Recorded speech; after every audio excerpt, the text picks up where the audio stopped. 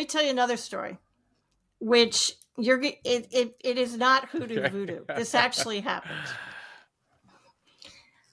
I decided when I first started this, I thought I didn't have the 10 scale yet, but I thought I've always had that knee-jerk reaction. I need to forgive the easy people first. That's about as far as I'd gotten at this point. And this happened about 20 years ago. So I sat in the middle of my bed 20 years ago and I thought, I'm going to forgive somebody easy. So I chose somebody from way back in grammar school, and I couldn't even remember why we had a falling out, but we did. So I forgave them. And it was super easy because they were a level 1. And I hadn't talked to this person in 30 years. Not even kidding. Not an email, nothing. 2 hours later, she calls me up on the phone.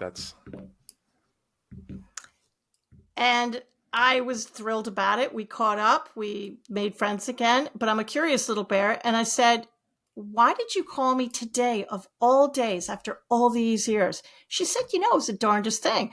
She said, and a figurine you gave me that I keep on my shelf fell off the shelf and landed in the middle of my bedroom. So I figured I should give you a call.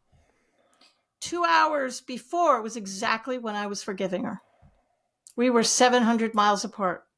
So if forgiveness can cause that sort of energy for a level 1 person, imagine what it can do to somebody who's further down the list. I kind of love that.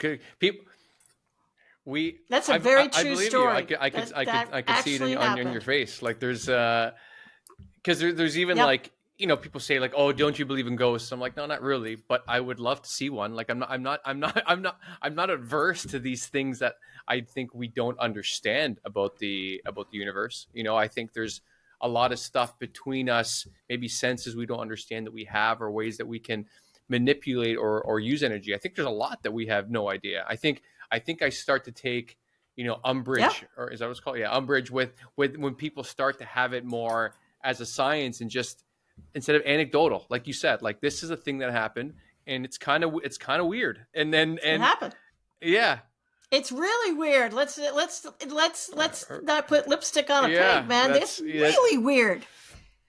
I mean, even when she said that, I almost fell out of my chair. This is 20 years ago. I mean, nobody did this kind of stuff. Maybe the hippies did, but nobody talked about this kind of stuff. And I just was floored. I said, what? Yeah. I mean, I couldn't even believe it. Have you heard from any men that have tried this?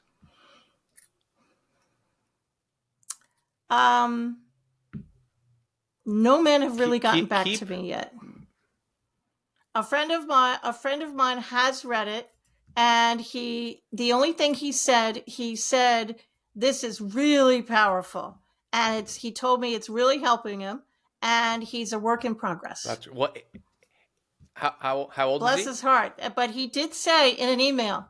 He is probably in his 40s, late 40s. I'm actually working right now on a nonfiction about boys and men, and I'm really thinking about once I dive fully in your book, maybe using this somewhere in the final chapters. If that person, that man that in his 40s that's doing this work, if he wouldn't mind me talking to him when he's ready, I would love to chat with him. Okay. I'll let him know.